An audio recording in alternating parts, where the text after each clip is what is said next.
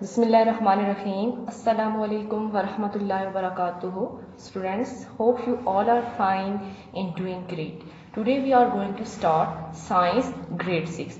All of you open your reading textbook page number 11. Page 11, unit number 2, cell to organism. So students, in this chapter we will learn about that what is a cell and what is an organism. Think back.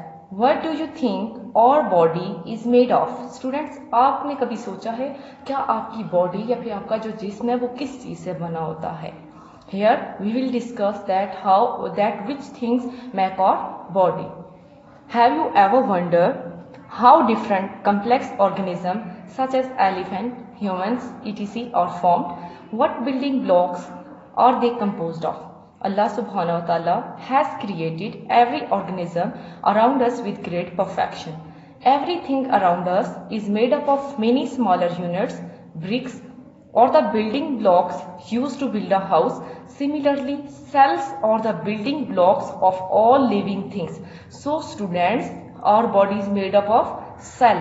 And what is a cell? Cell are the building blocks of living organism. Cell. The word cell is derived from a Latin word cella, meaning small rooms. A cell is the basic structural and functional unit of life. It is the smallest unit that can support life. Cells are too small to be observed with the naked eye. A microscope is used to observe an enlarged image of the cell. The term cell was first introduced by an English scientist, Robert Hooke. In 1665, he observed plant cell under a microscope and introduced the term cell. So student, word cell जो है ये लतीनी ज़बान के लफ्ज़ सीला से लिया गया है जिसका मतलब है स्मॉल रूम्स मीन छोटे छोटे कमरे. सेल जो है वो लाइफ का एक बेसिक स्ट्रक्चरल और फंक्शनल यूनिट है और जो सेल्स हैं ह्यूमन बींग्स के अंदर या किसी भी लिविंग थिंग के अंदर वो बहुत स्मॉल होते हैं, उन्हें हम अपनी खाली आंख से नहीं देख सकते. फिर इन सेल्स को देखने के लिए हम एक इंस्ट्रूमेंट का यूज़ करते हैं और वो उस इंस्ट्रूमेंट का क्या नेम है? माइक्रोस्कोप है. और जो टर्म सेल है इसको फर्स्ट टाइम एक इंग्लिश साइंटिस्ट ने 1665 में इंट्रोड्यूस किया था और उस साइंटिस्ट का नेम क्या है? Robert Hooke. उसने सबसे पहले कौन से सेल्स को ऑब्जर्व किया था माइक्रोस्कोप के अंदर? रॉबर्ट हुक ने प्लांट सेल को माइक्रोस्कोप के अंदर ऑब्जर्व किया और फिर इस टर्म को उसने सेल यानी खुलिये का नाम दिया. Read and share. अब्दुल मालिक अस्माई was the first Muslim zoologist. He studied many animals in detail and wrote books on animal and described the function of body, parts of horses, camels, sheep and human beings in them. So students, Abdul मालिक अस्माई जो हैं ये first Muslim zoologist हैं जिन्होंने बहुत सारे animals को detail में स्टडी किया और बहुत सारी किताबें लिखी. इसके अलावा इन्होंने बहुत सारे जो एनिमल्स हैं उनके बॉडी पार्ट्स के ऊपर भी काफ़ी कुछ लिखा, उनकी फंक्शंस के बारे में भी लिखा. Page 12, animal cell and plant cell. So students, here you can see that it is a diagram of animal cell and it is a plant cell. And we will compare both these cells.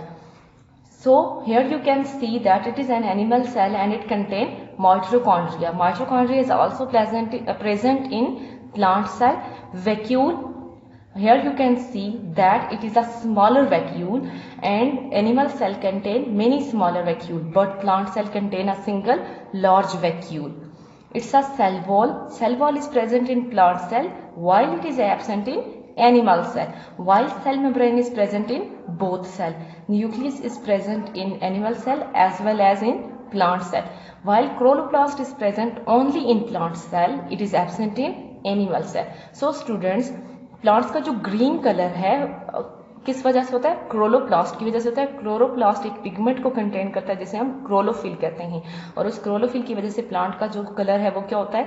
Green होता है. Suppose अगर वो animal cell के अंदर भी हो, chloroplast अगर animal cell के अंदर भी हो तो तमाम एनिमल सेल्स का जो कलर है वो भी क्या हो जाएगा? ग्रीन हो जाएगा. इस वजह से कि एनिमल सेल्स के अंदर क्लोरोप्लास्ट नहीं होता. सेल ऑर्गेनिजम्स वो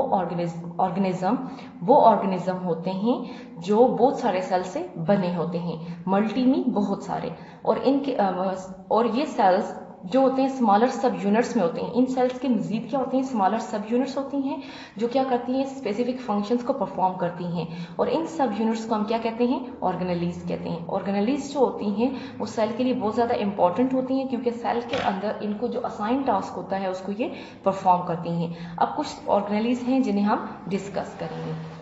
first one is cell wall. So students, हमने प्लांट के अंदर डिस्कस किया था, प्लांट सेल के अंदर डिस्कस किया था कि इसमें सेल वॉल प्रेजेंट होती है। तो हम ये कह सकते हैं कि सेल वॉल एक्चुअली क्या है, प्लांट की आउटर मोस्ट कवरिंग होती है। इसके अलावा ये प्लांट सेल को क्या करती है, एक वेल डिफाइंड शेप देती है। और ये किससे बनी होती है, सेल वॉल किससे बनी होती है, सेलुलोज से बनी होती है। ये सेल को प्रोटेक्शन और सपोर्ट देती है, जबकि एनिमल सेल के अंदर कोई भी सेल वॉल नहीं होती। Page 13, cell membrane. Cell membrane ये एक थिन सेमी परमिएबल मेम्ब्रेन होती है जो कि मटेरियल के पास आउट और पास इनको कंट्रोल करती है। ये बिल्कुल सीव की तरह एक्ट करती है। सीव मीन छाननी। अब इसका फंक्शन क्या है कि ये कुछ मटेरियल्स को अलाउ करती है कि वो सेल के अंदर इंटर हो सकें और कुछ को इंटर नहीं होने देती। इसी वजह से हम इसको क्या बोलते हैं कि ये सेल मेम्ब्रेन क्या है, सेमी परमिएबल मेम्ब्रेन है। ये लिपिड्स और प्रोटीन से बनी होती है और ये सेपरेट करती है सेल को from its surrounding and other sales around it. इसके अलावा जो ये क्या है, एनिमल सेल्स की आउटर मोस्ट कवरिंग होती है। प्लांट में भी सेल मेम्ब्रेन होती है, लेकिन प्लांट की जो सेल मेम्ब्रेन होती है वो सेल वॉल से नीचे होती है, मीन बिलो होती है। Cytoplasm, the jelly like transparent material that fills the cell is called cytoplasm. So students, cytoplasm क्या है, ये एक जेली लाइक ट्रांसपेरेंट मटेरियल होता है जो सेल को फिल करता है। जितने भी केमिकल रिएक्शंस होते हैं वो साइटोप्लाज्म के अंदर होते हैं और ये प्लांट और एनिमल सेल्स दोनों के अंदर पाई जाती है। न्यूक्लियस, न्यूक्लियस क्या है, कंट्रोल सेंटर है सेल का। सेल के अंदर जितने भी फंक्शंस होते हैं उसको न्यूक्लियस कंट्रोल कर सकता है। इसके अलावा जितनी भी एक्टिविटीज है उनको भी सुपरवाइज करता है। इसकी वजह से हम ये कह सकते हैं कि न्यूक्लियस क्या है, सेल का ब्रेन है। इसके अलावा ये एक मेम्ब्रेन से कवर्ड होता है जो इसको साइटोप्लाज्म से सेपरेट करती है। ये बहुत सारे थ्रेड लाइक क्रोमोसोम्स को कंटेन करता है और जो क्या करते हैं, जेनेटिक इंफॉर्मेशन को स्टोर करते हैं और एक सेल से दूसरे सेल तक ट्रांसफर करते हैं। न्यूक्लियस प्लांट और एनिमल सेल दोनों में पाया जाता है। Page number 14, vacuole. Here you can see that it is the diagram of vacuole. Tiny membrane bound organelles होती है जो न्यूट्रिएंट्स को कंटेन करती है, स्टोर करती है। इसके अलावा कुछ वेस्ट मटेरियल को भी स्टोर करती है। ये प्लांट और एनिमल सेल दोनों के अंदर पाया जाता है।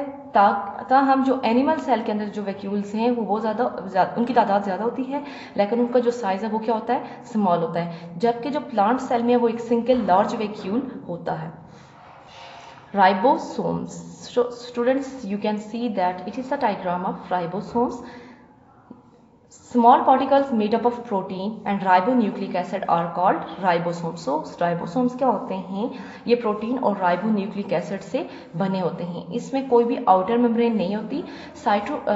राइबोसोम्स जो होते हैं वो सेल्स के लिए प्रोटीन बनाते हैं। ये प्लांट और एनिमल सेल दोनों के अंदर प्रेजेंट होते हैं। Mitochondria, double membrane bound structure that provide energy to the cell for all its activities are called mitochondria. So students, आप देख सकते हैं ये माइटोकॉन्ड्रिया की डायग्राम है। ये डबल मेम्ब्रेन बाउंड स्ट्रक्चर है। इसके अलावा ये सेल को एनर्जी प्रोवाइड करती है ताकि सेल के अंदर जितनी भी एक्टिविटीज़ हैं वो परफॉर्म हो सकें। इसके अलावा हम इसको कहते हैं कि ये सेल का पावर हाउस है। पावर हाउस क्यों है, क्योंकि ये सेल्स को एनर्जी भी प्रोवाइड करता है। माइटोकॉन्ड्रिया प्लांट और एनिमल दोनों सेल्स के अंदर पाया जाता है। Chloroplast, it's a diagram of chloroplast. Tiny disc like structure होती है और इसके अंदर एक पिगमेंट होता है, क्लोरोफिल पिगमेंट होता है। इस वजह से हम इसको क्या बोलते हैं, क्लोरोप्लास्ट देते हैं। ये सिर्फ प्लांट सेल के अंदर पाया जाता है और इसकी वजह से प्लांट्स का जो कलर है वो ग्रीन होता है। अब इसका फंक्शन क्या है कि ये सन से एनर्जी को गैदर करता है और उस एनर्जी से प्लांट अपनी फूड प्रिपेयर करता है। अब जो लीव्स हैं उनको हम प्लांट्स की फूड फैक्ट्रीज कहते हैं। अब लीव्स को प्लांट की फूड फैक्ट्रीज क्यों कहते हैं, क्योंकि प्लांट्स की जो फूड है वो लीव्स में प्रिपेयर होती है। Did you know except brain cell, all cells in our body die and are replaced by new cell. क्या आपको पता है कि हमारे जो ब्रेन सेल हैं इनके अलावा हमारी बॉडी के जितने भी सेल्स हैं वो क्या हो जाते हैं, अगर वो डाई हो जाएं तो वो रिप्लेस भी हो सकते हैं और रीग्रो भी हो सकते हैं, लेकिन जो हमारे ब्रेन सेल्स हैं वो कभी भी रीग्रो नहीं हो सकते।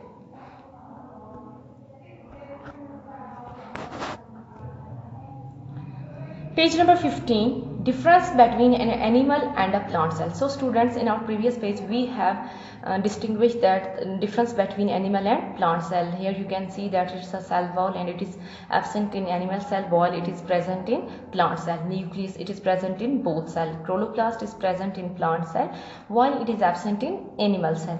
Vacuole, smaller vacuoles are present in animal while a single large vacuole is present in a plant cell. Unicellular and multicellular organism. Unicellular mean यकखेलवी, multicellular organism mean ऐसे organism जिनमें एक से ज़्यादा तादाद में cells present हों. So organism consisting of only one cell are called unicellular organism, such as the paramecium, amoeba and chlamydomonas. So students, ये वो organism हैं जो कि यूनिसेलुलर हैं, मीन एक सेल से बने होते हैं. Page number 16, multi cellular organism. So students, multi cellular organism कौन से ऑर्गेनिज्म होते हैं? ऐसे ऑर्गेनिज्म जो बहुत ज़्यादा सेल से या एक से ज़्यादा सेल से मिलकर बने होते हैं. अब वो ऑर्गेनिज्म कौन कौन से हैं? Rats, plants and elephant. इसके अलावा ह्यूमन बींग्स भी मल्टी सेलुलर ऑर्गेनिज्म हैं. Tissues, union of cells. So students, tissues क्या होते हैं? जब बहुत सारे सेल्स आपस में ज्वाइंस होते हैं तो वो टिश्यूज बनाते हैं. टिश्यूज क्या करते हैं? बॉडी के अंदर स्पेसिफिक फंक्शन को कैरी आउट करते हैं. अब टिश्यू की एग्जांपल जैसे मैं कहूँ कि ब्लड जो है वो क्या है? एक टिश्यू है. अब ब्लड का फंक्शन, इस टिश्यू का क्या फंक्शन है कि ये ऑक्सीजन को कैरीज करेगा और इसको पूरी बॉडी के अंदर ट्रांसपोर्ट करेगा. बहुत डिफरेंट टिश्यूज हैं जो प्लांट्स और एनिमल सेल्स के अंदर पाए जाते हैं. फर्स्ट ऑफ ऑल हम प्लांट टिश्यूज को डिस्कस करेंगे. आप देखें, प्लांट टिश्यूज में जो फर्स्ट टिश्यू है वो कौन सा है? Epidermal tissue. Epidermal tissue plant tissue है. हम डिस्कस करेंगे कि एपिडर्मल टिश्यू का फंक्शन क्या है. The single layer of cell that cover the outer surface of the root, stem and leaves in plant is called epidermal tissue. So students, epidermal tissue क्या है? ये सेल की एक सिंगल लेयर्स है जो रूट, स्टेम और leaves को की आउटर सरफेस को कवर करती है. किस सेल के अंदर? प्लांट सेल के अंदर. इसके अलावा ये प्लांट के जो इंटरनल पार्ट्स हैं उनको प्रोटेक्शन भी प्रोवाइड करती है. सेकंड जो टिश्यू है प्लांट सेल के अंदर वो वेस्क्यूलर टिश्यूज हैं और ये ट्रांसपोर्ट के लिए यूज होते हैं. किस चीज़ की ट्रांसपोर्ट? वाटर, मिनरल्स और न्यूट्रिएंट्स की ट्रांसपोर्ट के लिए यूज होते हैं. अब वेस्क्यूलर टिश्यू में दो मजीद टिश्यूज आ जाते हैं. एक होता है जाइलम और दूसरा फ्लोएम होता है. अब जाइलम का फंक्शन क्या है? वो वाटर और मिनरल की ट्रांसपोर्ट करेगा, जबकि जो फ्लोएम है वो किसकी ट्रांसपोर्ट करेगा? न्यूट्रिएंट्स की ट्रांसपोर्ट करेगा. मेसोफिल टिश्यूज, ये भी प्लांट टिश्यू है. ये टिश्यू लोअर और लीफ की जो लोअर और अपर एपिडर्मिस है उनके दरमियान पाया जाता है. ये दो सेल्स की यूनियन से बनता है. वो दो सेल्स कौन से हैं? Spongy and palisade. इसके अलावा ये फूड की सिंथेसिस में भी इन्वॉल्व होता है. अब हम पढ़ेंगे एनिमल्स टिश्यूज. एनिमल टिश्यूज में फर्स्ट वन है epithelial tissue. So students, it's a diagram of epithelial tissue. अब हम देखेंगे इसका फंक्शन क्या है और इसकी स्ट्रक्चर कैसी है. ये एक थिन शीट होती है सिमिलर सेल्स की जो आउटलाइन करती है बॉडी की जितनी भी डेलिकेट स्ट्रक्चर्स होती हैं और इसको हम क्या बोलते हैं? ये एपिथेलियल टिश्यू है. इसके अलावा ये आउटर लेयर होती है बहुत सारे बॉडी पार्ट्स की. ये बॉडी के जितने भी पार्ट्स हैं उनको प्रोटेक्शन प्रोवाइड करता है और इसके अलावा ये ट्रांसपोर्ट, डिफरेंट मटेरियल की जो ट्रांसपोर्ट है उसमें भी इन्वॉल्व होता है. और ये ट्रांसपोर्ट जो है बॉडी के आउटसाइड और इनसाइड दोनों जगहों पर होती है. Nervous tissue. अब नर्वस जो है इससे ही क्लियर है कि ये हमारे नर्वस सिस्टम से लिंक करता है. सो हम पढ़ेंगे कि नर्वस टिश्यूज क्या हैं. Group of cells that connect our body to the nervous system. ये सेल्स का वो ग्रुप है जो हमारी बॉडी को नर्वस सिस्टम से कनेक्ट करता है, इस वजह से हम इसको नर्वस टिश्यू बोलते हैं. इसके अलावा ये उन सेल पर मुश्तमिल होता है जो किसकी रिस्पॉन्सिबल होते हैं? मैसेज को डिलीवर करने के लिए जिम्मेदार होते हैं. ये मैसेज को ब्रेन से बॉडी के डिफरेंट पार्ट्स तक लेकर जाते हैं और वापस मैसेज को ब्रेन तक लेकर आते हैं. Third type of animal tissue is connective tissue. अब कनेक्टिव टिश्यूज़ का क्या फंक्शन है, ये बॉडी के जो डिफरेंट पार्ट्स हैं उसको आपस में कनेक्ट करता है। डिफरेंट टाइप के जो कनेक्टिव टिश्यू हैं वो डिफरेंट फंक्शन परफॉर्म करेंगे। फॉर एग्जांपल हमारी जो बोन और कार्टिलेज टिश्यू है ये बॉडी को क्या करेंगे, सपोर्ट प्रोवाइड करेंगे, जबकि जो ब्लड टिश्यू है वो न्यूट्रिएंट्स और वेस्ट की ट्रांसपोर्ट करेगा। Last one is muscles tissue. अब मसल्स टिश्यू का क्या फंक्शन होता है कि ये बॉडी के अंदर जो मूवमेंट हो रही होती है उसमें इन्वॉल्व होता है। जस्ट लाइक अगर हम अपने बाजू मूव कर रहे हैं, हम अपनी लेग्स मूव कर रहे हैं, तो हमारे कौन से टिश्यूज इन्वॉल्व होते हैं, चूँकि हम मूवमेंट कर रहे हैं तो इट्स मीन हमारे मसल्स टिश्यू इन्वॉल्व होते हैं। मसल्स टिश्यू की मजीद 3 टाइप्स हैं, muscles tissue, skeletal, cardiac and smooth. So students, I have read half chapter of this unit. Now it's your home tasks. You have to make 5 MCQs from each topic of this unit. Jazakallah fi amanillah.